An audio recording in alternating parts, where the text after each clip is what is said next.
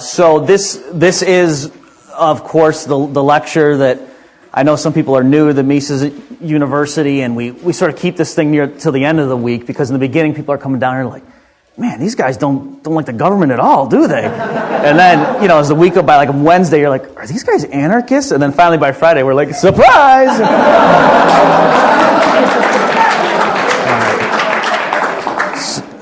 So the benefit of doing it this way is, it's supposed to be funny, but also in all sincerity, that rhetorically speaking, it's very difficult to be a minarchist because you're arguing with like a conservative, let's say, or even a leftist, and they have this trump card against you. They're going to say, oh, well, you want to get rid of all the SEC and totally free up business regulation because you say the government just screws things up and it impedes voluntary transactions.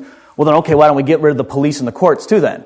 And if you're a minarchist, you got to say, well, because you have to fall back on some other reason why all these crushing common sense, fight the power arguments you used against whatever the particular thing is you're objecting to doesn't carry over into national defense or courts or what have you.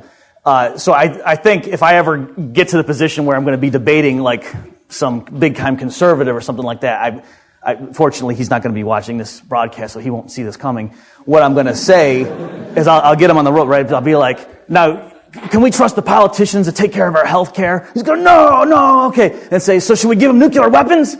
And then what are they going to say?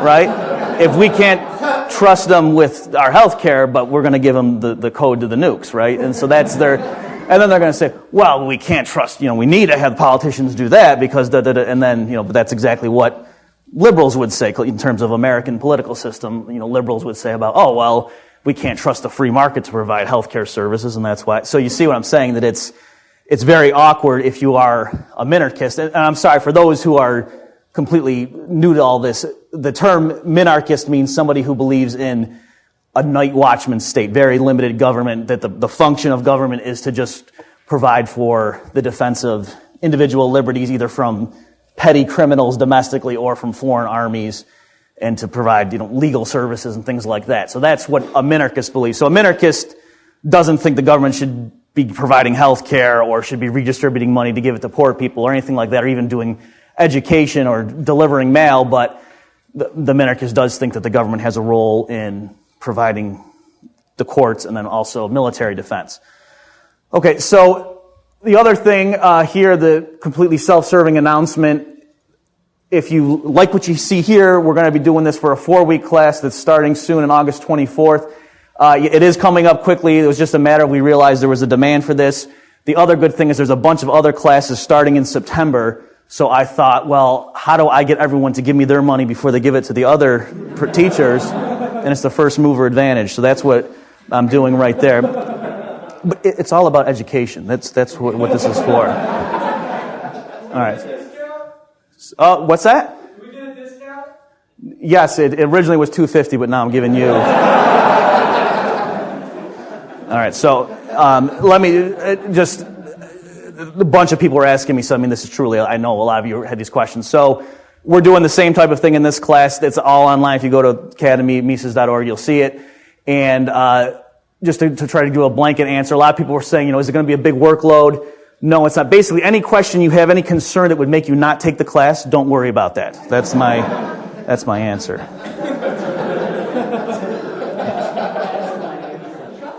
Okay. This, for, what you're hearing here, if you want to go read more on this, and this is in order of things that like you can bump in and bump out, or if you want to spend more time on it. So the quickest thing, I have a Mises daily. So you go to Mises.org and then the daily articles, and you can see the archives by author called The Possibility of Private Law. And also, just to find this stuff real quick, you just Google this. I tested it last night to make sure. I thought like maybe Murphy chaos theory would go to some physicist who was dabbling in chaos theory, but no, mine is the top hit. The chaos theory is a pamphlet all the stuff is online for free. You don't have to buy anything. Hoppe's got Private Production of Defense. JLS stands for Journal of Libertarian Studies, so that's an academic article. Rothbard's got a short book, For a New Liberty, that I think was my personal introduction to this line of thought when I was reading that. I did have that moment where I was like, what the heck? This guy's against taxes altogether. This guy's nuts. And I was going through it, so that was kind of fun for me. And then David Friedman is Milton's son. The Machinery of Freedom is his book, and it's got interesting. He looks at things from a slightly different angle in terms of how market forces would work in the production of legal rulings and also military services, defense services. But just so you know, Rothbard would not endorse what Friedman is doing in there. So it's not like these are all just different applications of the same idea. Friedman's approach is a very utilitarian one, whereas Hoppe and Rothbard is definitely from like a natural rights point of view, saying people have these rights. What's the best mechanism for protecting them? And they think that, having a state monopoly is not the way to go. Okay? So that's, if you want to read on this stuff further. Okay, so what I'm going to do in this talk is I'll go over private law, and then I'll do private defense, and then I'll quickly entertain some standard objections, and then I'll leave the remaining time to your questions, because I know you all have 18 different scenarios you want to run by me about what happens if, some guy's doing heroin in his house and he's playing music really loud, and then the guy next door is cleaning his bazooka, and then, We've all wondered that, yes.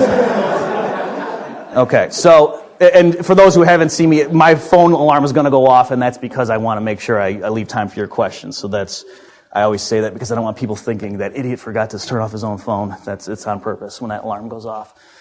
Okay, so private production of law, the reason we need to start, I think it's important to start here, is because actually, this is really the philosophically difficult one. If you grant me for the sake of argument that we have this legal code that most people in society endorse, and that there is some system by which there can be a sort of public determination as to who is an aggressor and who is the innocent victim, then the private production of law enforcement or what we'd call military defense in case the deemed aggressors are from other countries, that's pretty simple. In other words, once you understand how could a voluntary society have laws and figure out who the criminals are, that is like the hard part. And then once you get that under your belt, it's pretty straightforward to then go ahead and say, well, how are you going to enforce these laws if you didn't have a state government?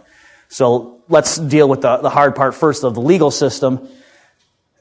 First of all, there's a bunch of fallacies that people get into here, and Roderick Long, I know, has talked about some of them, and David Gordon as well. I mean, not necessarily in the context of anarcho-capitalism, and for new people, anarcho-capitalism is just a term meaning anarchy, the espousal of, or the ideology of not supporting a government tied to somebody who understands capitalism, right? So there's anarchists that were socialists or even communists, even though for some of you that would seem like a contradiction in terms. So in these circles, anarcho-capitalist is the way we let people know we're saying, yep, we don't believe in what the common person thinks of as a state government, but we're also believers in capitalism. So the idea is, just like a lot of people, a lot of free marketeers who listen to Rush Limbaugh and read Thomas Sowell and so forth, think, oh yeah, we don't need to have government-provided health care. They might say, we don't even need government schools, let the free market do all that. They might even go so far as to say, why is the government in charge of roads? These roads are terrible. If I go to Disney World, the roads there are a lot better. Why don't we have free market and roads? And so the anarcho-capitalist just pushes it all the way and says, right, so that's right, we're up to you. And then why have government police? If monopolies are so bad in all these other contexts, then we can see how the government often uses more money than a private producer would, and then makes the problem worse than the thing they're allegedly trying to solve, right? And you see those examples all over the place. Then, that same logic, the anarcho-capitalist is going to say applies in the case of, fighting criminals or foreign armies. All right, so just to give you very briefly the basic logic, and then we'll come back to private law. So the idea is, let's say you're talking to a standard conservative in the American political sense, and he would say, oh yeah, sure, like the welfare state, this is crazy. These Democrat liberals, they want to tax trillions of dollars from productive people and then pay people not to work. And if you go and look in the inner cities and all these housing projects and everything, it's terrible. They're not actually making these people better off. They're perpetuating poverty. right? But then, by the same token, you talk to a lot of anti-war liberals in the modern American sense, and they're going to say, oh, this warfare state's crazy. You know, all these war hawks, they take trillions of dollars from us, and they fund these wars of foreign aggression in the name of keeping us safe, but actually it causes these foreign people to hate us, and then it causes 9/11. So all these billions that we spent on defense, didn't protect us, and so it actually makes us more vulnerable. So each side understands the problems with the modern welfare state or warfare state, and so the anarcho-capitalist is going to say you're both right, that the other person's, the thing they espouse is bad. So that's the general sort of rhetorical idea, but now the mechanics of it, you say, okay, I get what you're saying, why monopolies and the idea, just the natural rights approach, it seems a little bit odd that we're going to take money from people against their will. Like if I'm a pacifist and I say I'm against the Iraq war or the Afghanistan engagement, whatever you want to call it, so I don't want my money being used for that, well, that's being taken against my will. And if I don't give it voluntarily, they're going to come in and throw me in jail, right? So there is this tension, this problem in having government-funded services in these areas. So, but of course, the fallback always is going to be, just like it would be with my hypothetical conservative, if I said, you don't trust Barney Frank with your health care, why do you trust him with nuclear missiles? Is they're going to say, well, because I can't imagine how we could defend ourselves from the Soviets or from, the Iranian army or whatever the threat of the day is, without having this big, powerful national government that can tax all of us and then spend trillions on defense. So that's what we're trying to do in today's talk, is sort of give the logistics of it. One last caveat, again, it's as a proponent of the free market in certain areas that are typically monopolized by government, we can't say, oh, if you got rid of the state in this area, this is what it would look like next year, and then 3 years out it would look like this, and there would be this many companies with this much market share. We don't know. That's part of the point, is you open the field of competition and entrepreneurs come in and they produce goods and services. So I'll give you a sketch of the way things might turn out, but this isn't a blueprint, so to speak, just as if in North Korea they called me in to advise them, right? And they said, well, we have all this stuff that we're doing as estate planning. What would happen if we got rid of this? I could give them generalities and I could assure them, you're worried about feeding your people. Well, trust me, they'll be better fed, if you get rid of your controls and so forth. But I couldn't tell them, and there's going to be a grocery store right here, and it's going to have this much fruit. You see what I'm saying? So it's the same kind of thing here. If your concern is, I don't want to live in a society with theft and rape and burglary and murder, and I don't want to live in a society where we're getting hit with foreign missiles or bombers and so forth, I'm pretty sure having the government take care of those threats for you and taxing you and saying, don't worry, trust us, we'll solve these problems, is not going to work out, right? But again, it's not that I'm going to show you how the free market would do it in particular. Okay, so as far as private law, how would that work? Here, the fallacies involved, that when you're talking about this, people will say things and they'll assume there has to be one group that's in charge to set the law, because otherwise they're going to say you have all these competing groups, and so how could there be this shared, universal legality, this one legal code, which they just assume we need to have in order for there to be law and order in society. And so they say clearly you can't have any sense of market competition in that arena, because that's just the way law is. It needs to be this uniform standard that everyone adheres to, and by its very nature then, that's not something that you can have, spontaneously emerging in a Hayekian sense the way market prices emerge or something like that. Okay, so that's just wrong, first of all. Right now, even with governments, we don't have one body of law. So first of all, in the whole world, there's not this one prevailing rule of law. But then even within the continental United States, the law is different from state to state. Some states there's capital punishment, other states there's not. And the penalties for particular crimes differ. And then even what is criminal is different in some states, right? Prostitution is illegal in some states and not in other states, right? So there's various differences there. And yet, most proponents of law and order, or many proponents of law and order, also believe in federalism and so on, and they don't think, therefore, that the U.S. is in this state of anarchy, or at least this state of 50 different groups that can't live adjacent to each other because of this problem of all these conflicting legal codes.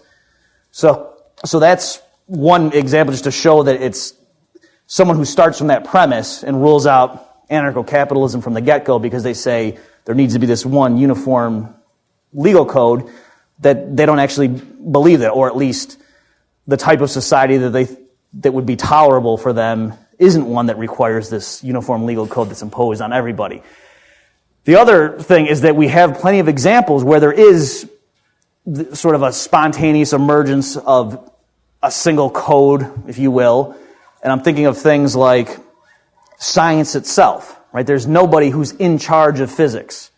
And if you just think through that, and it's not that there's just a free-for-all and anything can happen in physics. No, there are laws of physics that we recognize, and it's true it evolves over time, but there's a very systematic, orderly way that happens. But there's not some group of individuals who plan out physics and say, okay, these are the rules, you guys are acceptable, and okay, you over there, I want you to be studying the atom, you over there, I want you to be looking at the stars and seeing if the universe is expanding, and I want to do this other thing. You see what I'm saying? That it's the way physics works, it's very spontaneous in a certain important sense. And when you try to figure out, well, what imposes order on it, because you can't just have all these people running around doing whatever they want and saying this is physics. Yeah, there is like a filtering mechanism. And it's true, in modern times, governments are involved with grants and so forth, but I think we can realize even if governments weren't involved, it's not like that physics would fall apart as we know it.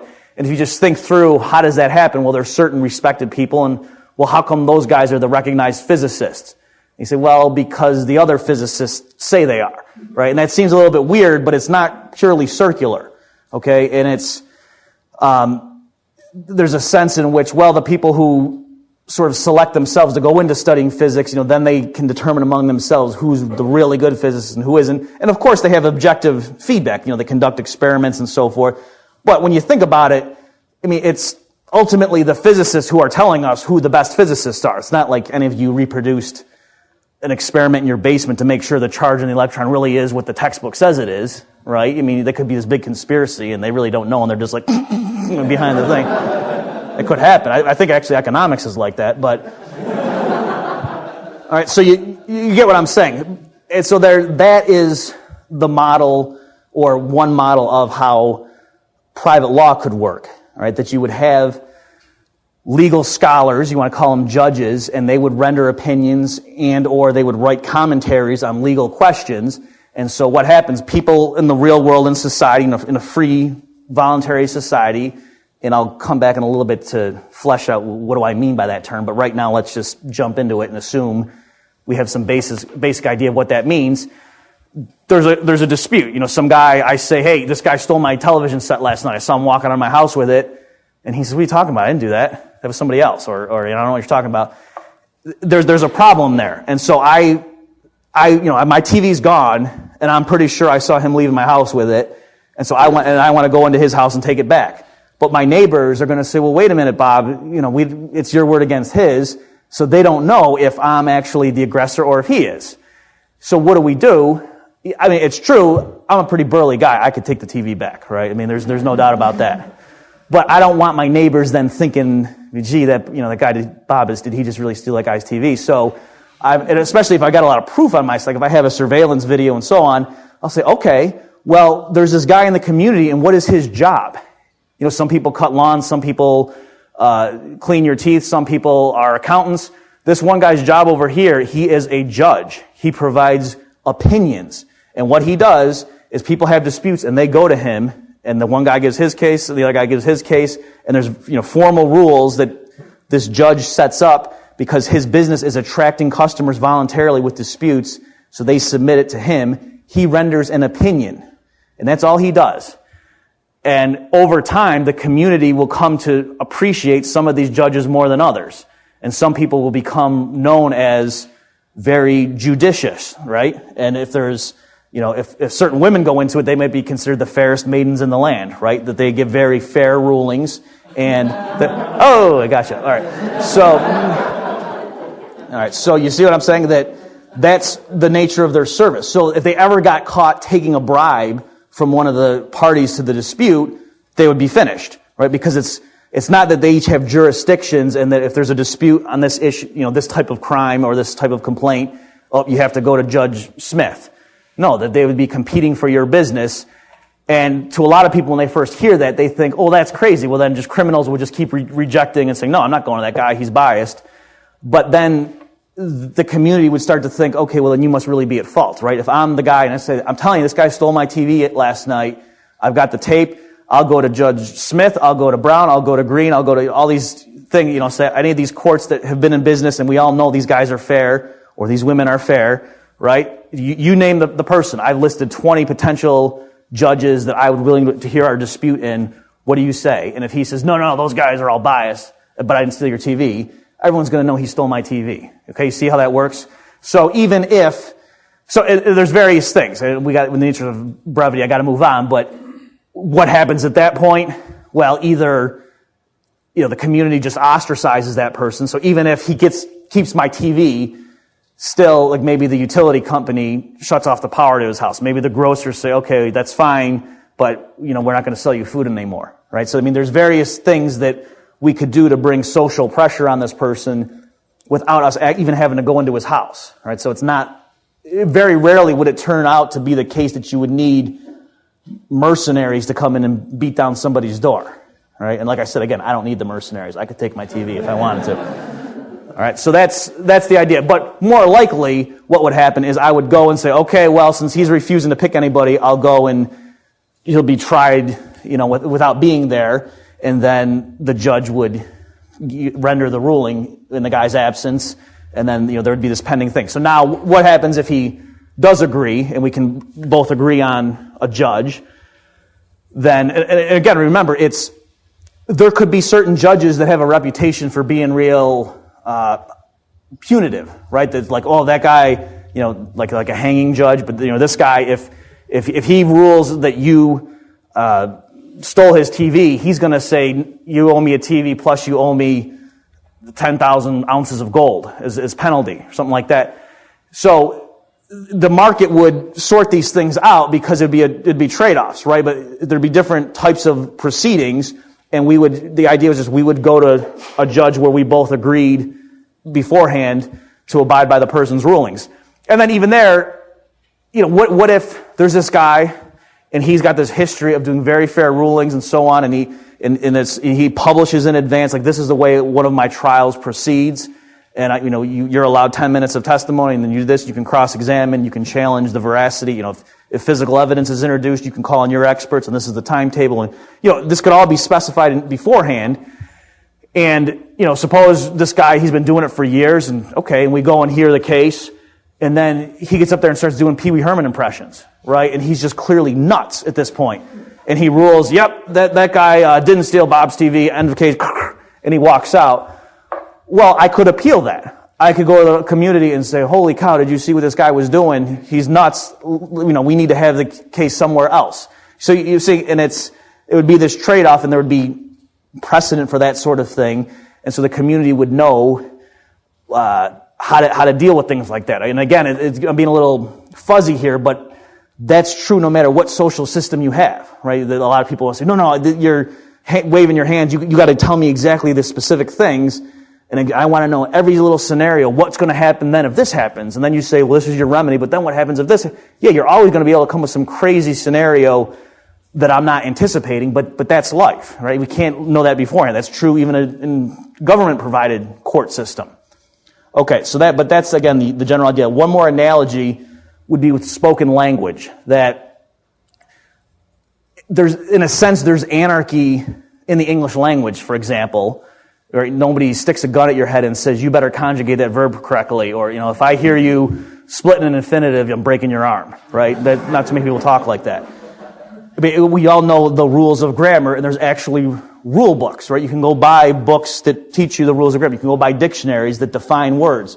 But is it true that the authors of those books are the ones determining the rules of grammar? And does Webster's actually pick what definitions are? Like, are they the ones who define words?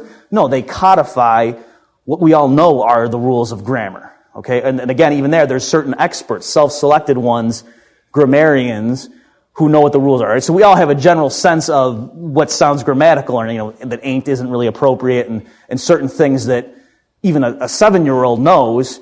And that's sort of analogous to everybody knows you're not supposed to rape people. Everyone knows you're not supposed to just go up and kill a baby, right? Everybody knows that, right?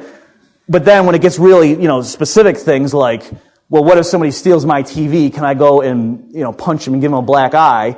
That's more like, how do I use the passive voice when it comes to grammar, right? It's not as obvious in that case. And so that's where you need experts who have studied this and can take the standard rules that we all know and then apply them in certain refined cases.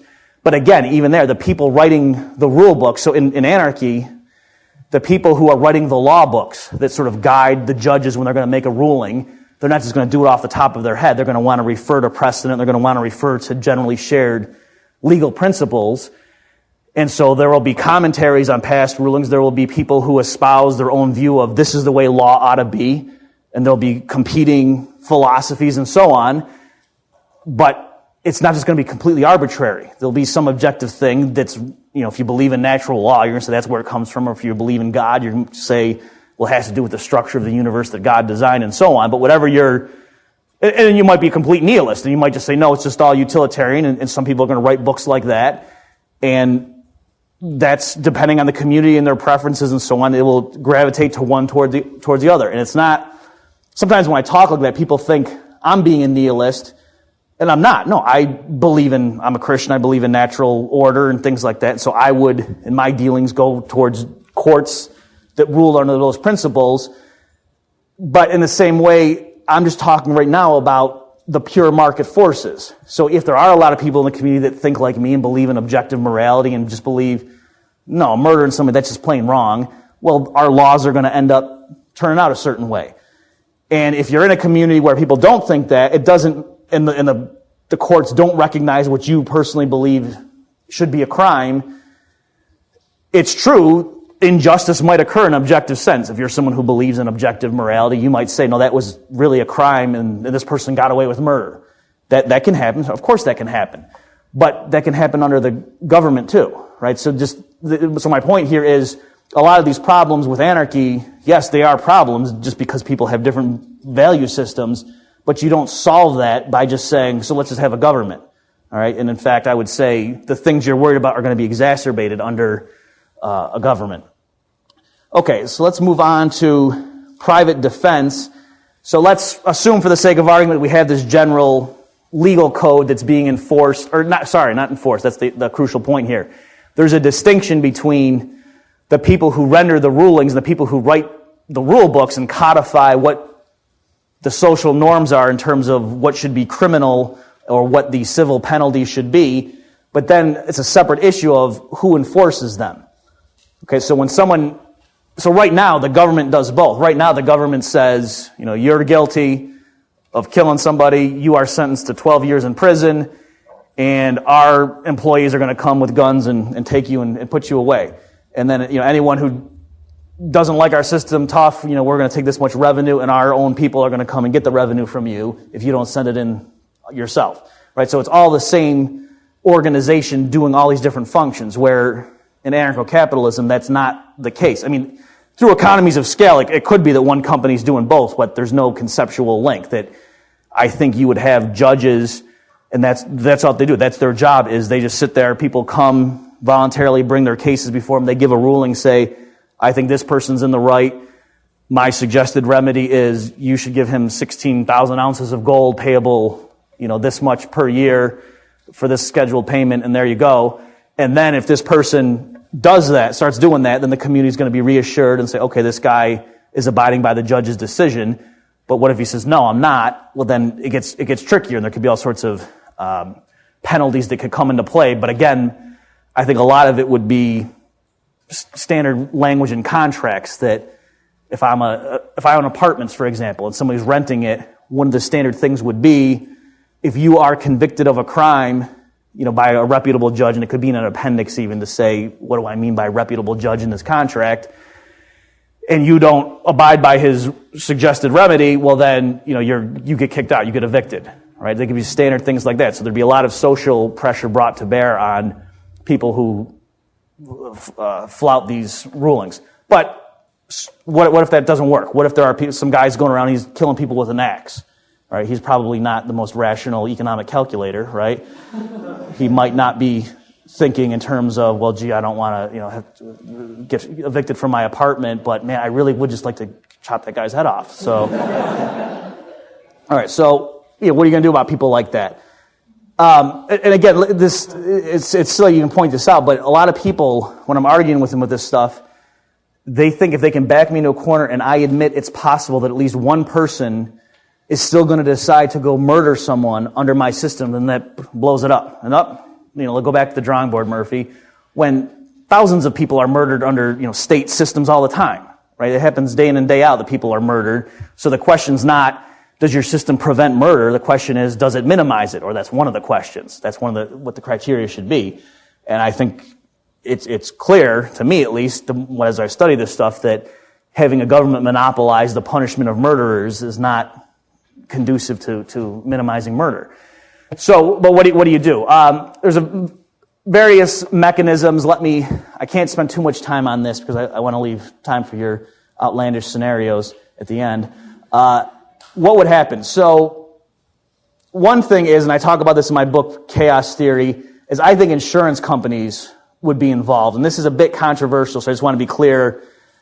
Not all anarcho-capitalists endorse this particular application, but I think the way you have medical malpractice, let's just think for a minute about how that works. So you're a surgeon, it's possible you're going to screw up and kill somebody on the operating table. Not out of malice, but just you make a mistake and the person's dead, and people can look at the case and realize if you hadn't made that error, the person would have been fine. So in a very real sense, you killed that guy. So you get sued, you owe the person's estate, whatever, $1.5 million. You don't have that kind of money sitting in the bank. What do you do? Well, you have medical malpractice insurance. So the insurance company pays off the victim, and you can still continue to stay in business. So how does that work? Well, because you pay premiums in there. And if the insurance company does their job right and knows what kind of a surgeon you are and the likelihood of you getting accused of committing such malpractice, then they can charge premiums accordingly, and they'll stay in business too. So that is the model that I was using for people in a voluntary anarcho-capitalist society, that people would have insurance that would say, basically, if I'm convicted of killing somebody, murdering someone, and then I owe that person's estate $2 million, well, then my insurance company pays them. Okay, so right off the bat, every victim is made whole, at least if the criminal had that type of insurance. So now the question is just, well, then what do we do with this pariah that just was convicted of murder? And it depends on the nature of the case. And it would be a market outcome. It's not that I'm going to be able to sit in the philosopher's chair and just spin off, this is everything that would happen in my ideal world. I'm just trying to give you general principles to show the market could handle this sort of thing, and the outcome would be a lot preferable to what we have right now. So, in particular, somebody does that. Now, maybe it's the kind of thing where it was, the guy comes home and he sees his wife in bed with his best friend, and he goes nuts, and he was just coming back from a hunting trip. He's got a loaded shotgun on him, right? That's not a good combination of circumstances, and you know what happens. All right, so there, that's a bit different from, a serial killer who gets convicted of, killing 42 people over a 10-year span, right? So you can see how, if you're the insurance company, because again, you're the insurance company, what is your business? You take in premiums from people, and if they get convicted of a crime, you have to pay the damages.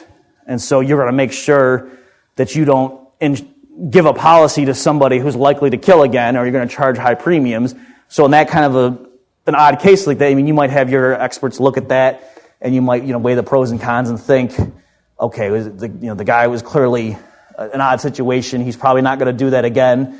Whatever, but you charge him a much higher premium because obviously he just showed he's in a certain risk pool, so to speak, right? He's not the general population, all right? Whereas a serial killer, there's no way you're going to say, okay, well, you're tripling your rates, and you better not do that again. That's right. So you can see how there's different. And again, I'm not telling you what the outcome is going to be. Maybe the guy who comes home and shoots his wife is going to not be able to get a new policy too, right? We don't know. I'm just showing you there's a It's not just, oh, if you're a murderer, this is what happens. It depends on the situation of what you did. In the same way that insurance companies right now, if you are a drunk driver and you kill somebody, your insurance company pays them, but depending on the circumstances, maybe you can't ever get auto insurance again and you can never drive, like in addition to whatever it is that the state does to you in terms of your license.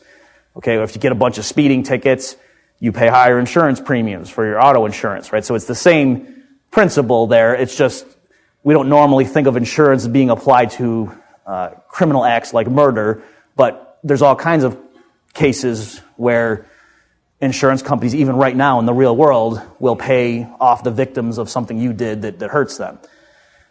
So what about the really tough case? Again, you got the axe murderers, you got people that are doing these things, and they can't get insurance. So you've got these pariahs out there. No one wants to interact with them. No landlord wants them in their building to rent an apartment.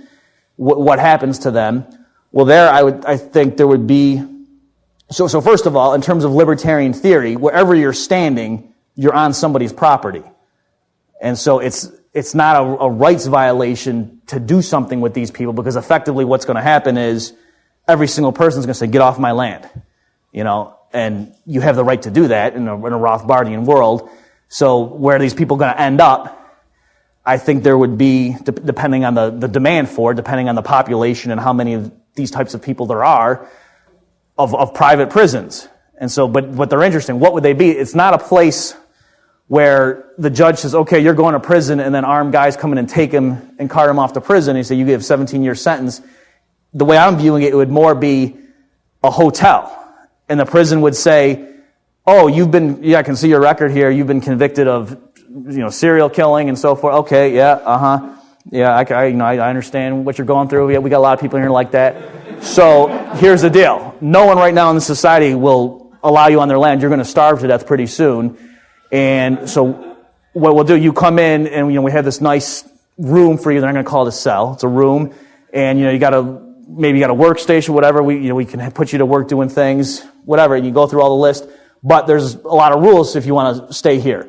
And of course, you can't bring your guns in. You can't, we're not going to give you a steak knife at dinner. And you go through all the different things.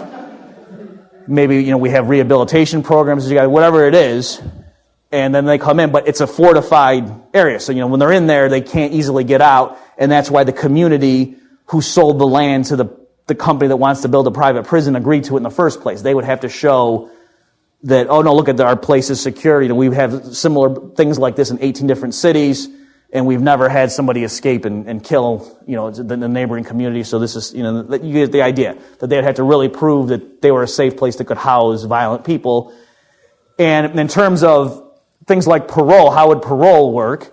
Well, again, there would have to be some insurance company that would vouch for that person and say, okay, I've looked at this person's record. He's been in jail for 5 years. We looked at his past behavior. He's been going to our rehabilitation program, seeing our counselors.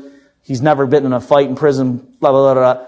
Okay, we now think, and while he's in prison, maybe he's built up $100,000 worth of collateral that he's now posting as a bond with us, and they're going to release him, and then we're going to have like a probationary period. He's going to check in with us every 2 days and so forth. And if he kills somebody, and we owe that person $1.5 million, well, the $100,000 he built up in prison is gone. We're going to use that to help offset our loss, and then he goes right back, and you can see the idea. And yeah, sometimes they're going to screw up. They might parole people that shouldn't have been, but the incentives are going to be there that they're going to do it properly. Whereas right now, when the government paroles somebody, they have like state psychologists who interview people and let them out. That person goes and kills somebody. It's not like the psychologist gets fined. They just say, oops, I'm going to try to do that again. Okay, so whereas the insurance company, if they screw up and they vouch for somebody who goes and kills it, they're out $1.5 million or whatever the legal penalty is for homicide.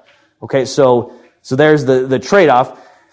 And there's not going to be, I'm not even going to make jokes about what happens in state prisons because it's disgusting. That kind of stuff's not going to happen here because, again, it's like a hotel. There's competing prisons that say, no, don't go over there. The food's terrible. Come to our prison. Or they wouldn't call it prison. I don't know what they would call it. See what I'm saying? And so they would be competing. Now, of course, one of the ways they have to compete to stay in business is they have to make sure the outside community knows when people come in here, they don't escape without our permission. So that's one of the things they got to do. But then, given that they're housing these people, they want the people in there to not be miserable, right? And so they would be the trade-off. Okay, so that's the way I think those interactions would happen.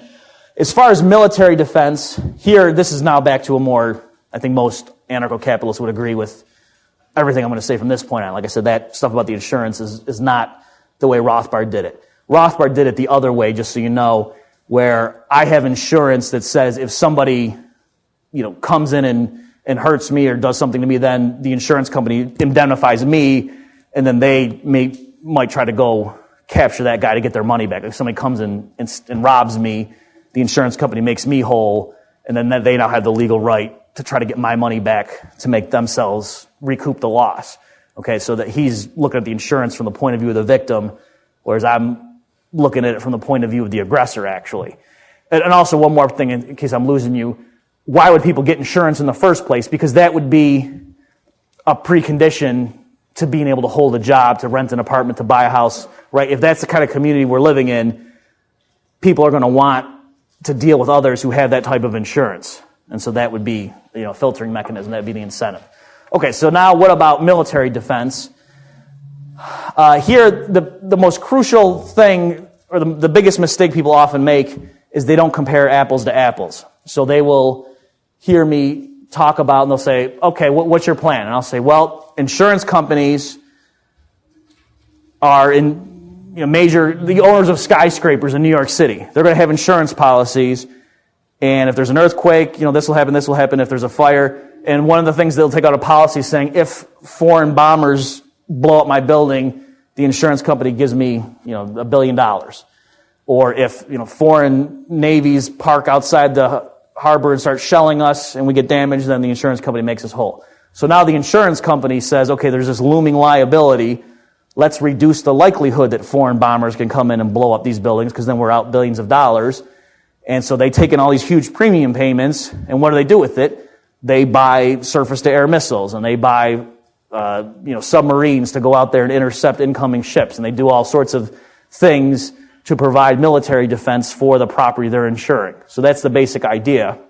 And they could place bounties on particular objectives. So if there's this long, protracted war, and the enemy, there's a front, and the enemy's there, and then the various forces that are being funded by competing insurance companies are out there. There's also competing defense agencies. Some of them have tanks, and some of them have snipers, and some of them have artillery, and so on. It's not just one organization that does everything. There's different competing groups, because we don't know what the best way to defeat this looming state army that's on our border, right? We don't know what the best thing to do is. There's not one monopoly plan. There's various competing agencies doing different things. So the insurance companies would quantify and say, okay, we have all these liabilities if our buildings get destroyed, so we will, if you can prove to us that you took out one of those artillery cannons on the enemy line, we'll give you $100,000. Okay, and so then, there'd be competing things. Maybe one company would have its own artillery and would try to triangulate and knock it out, and then they would prove to the insurance company, hey, Prudential, we just knocked one out, you owe us $100,000. They say, okay. But maybe some other guy's an entrepreneur, and he says, no, that's just brute force, that's so crude. What I'm going to do is I'm going to hire a team of 10 commandos. We're going to watch every Rambo movie that's ever been made. And we're going to sneak over there, and we're going to plan a bunch of charges and sneak back, and then we're going to tell Prudential what we did and say, ready, 3, 2, 1. And then boom, we're going to blow up 10 cannons at once and then get $1 million. And all I did was, pay these 10 yahoos to come help me, and so my profit's going to be huge. And so there'll be people doing that, right? And so you've got all these entrepreneurs trying to think of what's the least cost way to blow up as much of that stuff as possible. And so I would imagine that over time, that would be a much more efficient war effort, a much more efficient use of resources to take out the enemy. Okay, the alarm went off, so let me just make a few more points, and I'll turn it over to your questions. Let's see, what else do we want to talk about? Why don't I just go ahead and this is the apples to apples. So what I want to, so I say that explanation to people, and then they'll say something like, oh, okay, yeah, I'd like to see what your insurance companies would have done against a panzer division, right? And they're imagining like 6 guys who are reading Murray Rothbard and then Adolf Hitler's marching towards them. And they're saying, duh, that wouldn't work. Right, but by the same token, I'd like to see what the French state-controlled military did against Hitler's forces. Right, what did they do? They said, oh, we're going to build this wall, and they can't get around it. And then when someone said, well, what if they just drive around it? That won't happen. And then, oops. Okay, so you see the problem with putting all your eggs in one basket and letting one government agency be in charge of defense, right? It doesn't. So again, we know there's nothing magical about the government. There's nothing magical about bureaucrats. There's nothing magical, even though we're sort of trained to revere them with, Pentagon generals and these 4-star admirals and everything. We had this idea that when they do it, they're going to do it right. But no, entrepreneurs, the government can't run car companies better than people in the private sector. And so over time, once they have experience in the new field, to me, it's pretty obvious that private entrepreneurs would eventually provide superior outcomes or service, if you will. Okay, why don't we move on to the common objections. I'll just do a few of them. So one thing is people say, oh, come on, the mafia would just take over in your system. So that's a little bit weird when you think about it. So what they're worried about there is they don't want to have this criminal organization arise and take my money and bilk me and use and weigh on me for protection money. And so instead of having that horrible outcome, all right, this is easy.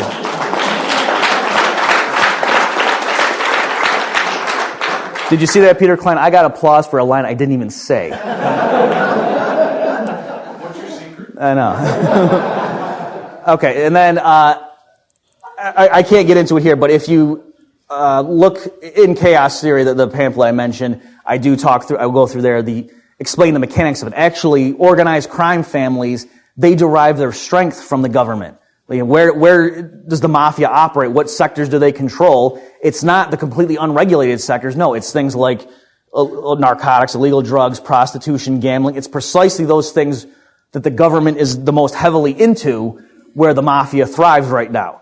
And so if what anarchy is the government pulling back from everything, that wouldn't allow the mafia to take over. That would make the mafia crumble. All right. So I don't have the time now to get into the economics of drug prohibition and why that's the case, but I'm just trying to give you the sort of broad picture empirical observation that the mafia doesn't run all the areas right now in society that have the least government influence. It's the other way around. Okay, the other very common objection is people say, okay, well, your insurance companies, your private judges, or whatever you want to call it, would just be the state. And so you were just substituting one thing, you're just playing with words, and you say you're for freedom, but you're not. I don't want to live in your horrible world where the insurance company tells me what I can and can't do and all this sorts of stuff. Okay, well, it's true if you have this vision of the sort of society you want to live in, and other people in the society don't share that vision, it's possible that you're going to not be happy. All right, but again, that if you don't like the world that ends up happening because through market forces your neighbors have such strong preferences that these certain things end up being the norm, well, you don't solve that by saying, so therefore let's have a government, let's have majority rule, and that's the way I'm going to get my really weird idiosyncratic preferences respected, is by having majority rule. Okay, you see what I'm saying? So it's, again, you just be consistent when you're worried about certain things. Make sure, if you're using that as an objection to anarchy, that having a state solves that problem, or at least makes the problem more bearable. One other thing, one last distinction I want to make is there is a distinction between libertarianism and anarcho-capitalism. All right, so Murray Rothbard can sort of from first principles go through and reason and come up with a body of libertarian law. Like he can at least explain the broad outlines of what he thinks a just society's legal code would look like, and he spells that out in the Ethics of Liberty, for example. So if you want to go read that and see a sort of rationalist exposition on this is the type of these are the principles that I think private judges should rule or should use in their rulings. And again, that's totally fine. I'm trying to step back though and look at a broader framework and say, here's just an open market for judicial rulings, and judges in that system might want to use Murray Rothbard's text. They might want to use that as the basis of their views, and then when they go and actually make rulings, but they also might look at David Friedman's books, and some people might do that, so I'm just trying to explain the economics of the market forces behind it. So there is a distinction between saying there's an anarcho-capitalist society versus a libertarian one in the Rothbardian sense. So, for example, it is possible that if 99% of the people in this community are strict Muslims, then, they might, through their community standards, it might be the case if you want to move into that community and you buy a house, part of what you're agreeing to is to, if you're a woman, to cover your head in public and all these other sorts of things. So a lot of people might look at that and say, that's not a free society. And, from a libertarian point of view, it gets kind of tricky because it's, well, if you knew what you were getting into and you agreed to it all beforehand, then you're free because you agreed to it all. And there's just complicated things like, well, what if you're born there and so forth. But so that's a messy thing, and if you're going to bring up questions like that, I'm just going to punt on those ones. Okay, I'll stop and turn it over. Yeah. I'm just wondering about at the lower, if you have a private policing market, at the lower income end of the market, if you comment, if you think that there would be a problem with the low-cost provider of private security services that they show up late or they use your files, or at the higher end, people differentiating the product, the higher end services you'd be doing well. And at the middle end of the market, you'd be okay, but at the low end of the market, you have a problem where those people's quality of life might be lower than if you had government police. Okay, so the question, I think, is he's saying if people are paying for differential levels of police service, the wealthier people, the people who really care about, pay for top-notch service, the middle people, but couldn't there be really poor people who, because they're so poor, they can't pay for very effective police service? And so wouldn't those people be net losers in the transition from this system to that system? I would say no. I mean, they might be if we had a theoretically ideal minarchist status quo. Maybe going from that to what you're talking about, they could lose. But I would say no, going from the real world to the system I'm talking about, no, they would be much better off. There wouldn't be the drug war, and so that all the reasons they need police right now, 99% of it would fall away, and a lot of them are getting shot by police right now. And so they would say, yeah, I'd hope the police are underfunded, so they're hitting me with blanks. Yeah. So you talked about monetary compensation for crime. I mean, is there going to be would there be a death penalty or no death penalty? Okay, so the question is, would there be a death penalty or not? And this goes back to the distinction I made between libertarianism and anarcho-capitalism. So Rothbard or somebody in that tradition could go through and list, from first principles and derive what are the principles governing just punishment. And so I think Rothbard uses the two teeth for a tooth principle, that somebody steals my TV, I get my TV back, and then I get to do to him exactly what he did to me. So I get to take either his physical TV or the financial compensation. So that it has some nice properties that you can't. If somebody punches me, I can't kill him. That the legal remedy is not. But if somebody murders someone in my family, then that person can forfeit his life according to that principle.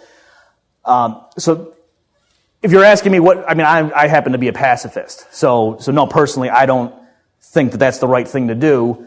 But there's a distinction between that and me predicting in a certain society what's going to be the outcome.